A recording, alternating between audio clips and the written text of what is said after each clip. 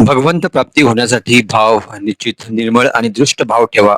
भगवंत आपल्या सानिध्यात येतो असे विचार श्री अशोक चिट्ट्याल महाराज यांनी श्री दिगंबर मुनीनाथ महाराजांच्या 50व्या पुण्यतिथी महोत्सवात श्रीमद भागवत या विषयावर सांगितलेल्या तेलुगू प्रवचनात भाविक भक्तांना संबोधित केलं.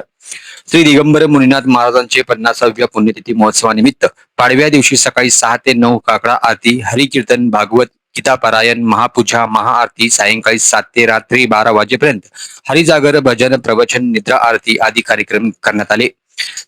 श्री अशोक चिट्ट्याल महाराज यांनी आपल्या प्रवचनात पुढे भक्तांना बोधात्मक विचार सांगताना म्हणाले की भगवंत प्राप्तीसाठी श्रावणबाळ, माता शबरी, ध्रुवबाळ, भक्त मीराबाई या महाभक्तांसह संत तुकाराम, संत एकनाथ, संत सावतामाळी, संत ज्ञानेश्वर, संत कबीर, संत गाडगेबाबा अशा अनेक संतांचे भक्तीविषयी उदाहरणे दिली आणि निश्चित भक्ती करा भगवंताचे प्राप्त होईल असे प्रतिपादन केलं.